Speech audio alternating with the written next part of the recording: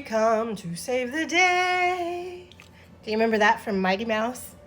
That's kind of what it's like when you have your spiritual awakening and you're like, oh, I understand. I'm gonna go tell everybody. Now let's discuss why that doesn't always work the way our heart feels like it should. And also, tell me you like cilantro without telling me you like cilantro. Okay, so here's the scenario.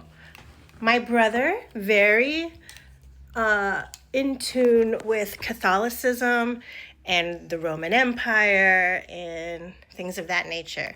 Me growing up, I was more free-spirited. I was the one who wanted to understand how can we have all of these different religions. How do we know which one is right? Like, I remember thinking that when I was like 8 years old. Like, why do we have so many different religions? And why do some people snub their nose at Catholics and others snub their nose at Christianity? Well, it wasn't even Christianity, because Christianity is believing in Christ, and we all do. Every religion believes in Christ to a different degree, right? Okay, so where am I going with this? Okay, so this takes me back to my, how do we know which religion is the truth? It goes back to that statement for me and sharing it, right? So when I discovered, hey, religion can be a box. The Bible is a spiritual tool, but it's also a trap. And I'm going to say that with the Quran, with every religious book out there. It's a tool. You have to know how to use it. And if you don't know how to use it, it becomes a trap. We have to expand our consciousness in order to understand these things.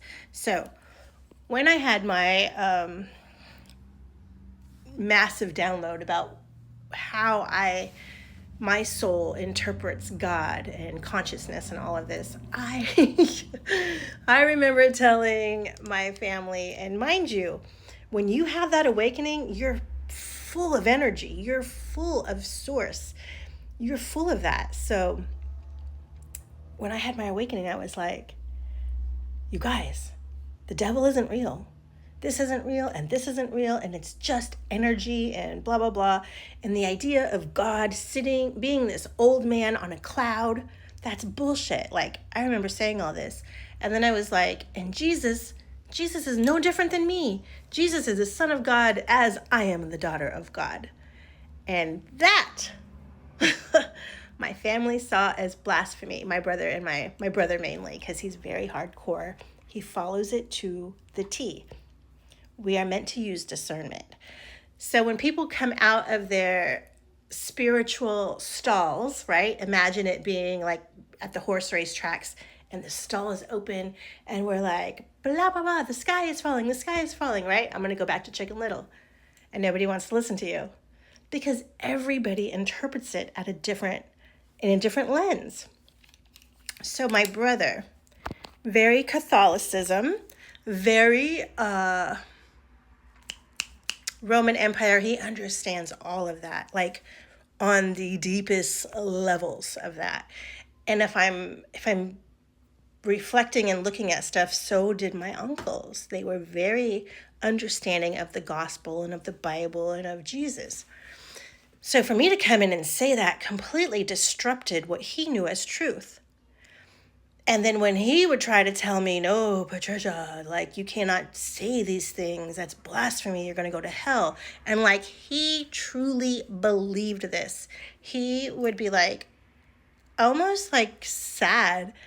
You're my sister, I love you, I want to see you in the afterlife. And I touched my heart, not going to lie, that touched my heart for my brother to have this deep conviction and this passion about it. And so I've always sat with that. And I understand my brother, his soul is here for Catholicism.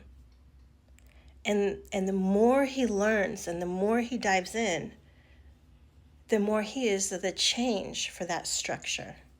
You see? Me, I am more spiritual minded, more open, more understanding of patterns and this and that. So I can really be understanding of anybody who comes to me from any religious background. But I do want to speak on Catholicism, and I'm gonna make a separate video for that. So understand, you guys, that what you receive is not always for everybody else, right? I was met in, with slam doors from my family because their coding is not to comprehend the entirety of it, right? Their coding, their soul lessons is for that column, that pillar of truth, right? For me, my pillar of truth is expansive, and I'm holding more. That doesn't make me better than anybody in my family at all. Let me just clarify that. That just means I'm tapped into what I'm here to share. So if you are somebody who's coming out of your downloads and you're sharing it with everybody, you're doing the Chicken Little thing, and people are ridiculing you, you're turning your back on you, blah, blah, blah, just remember, they did the same thing to Jesus, okay? That doesn't mean, oh, I need to go back into religion. Oh, I need to find a church. It means, because that's another loop, it just means we're all here for something different. We're all here for something new.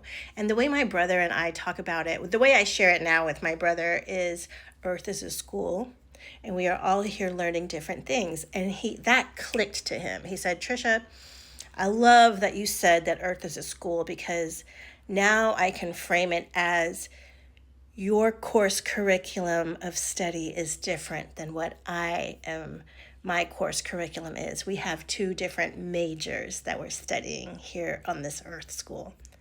Blah, so correct. We have two different majors, and so do you. The people around you are going to be experiencing things differently, especially in your family. And that is for purpose, because you are meant to appreciate and love these people, not for their beliefs, but for the simple fact that they are here on this journey and they are evolving in their major, in their curriculum, okay? I love you guys. And family is important because we are here healing timelines. So to shun somebody out of your life from the family is to shun out a part of you.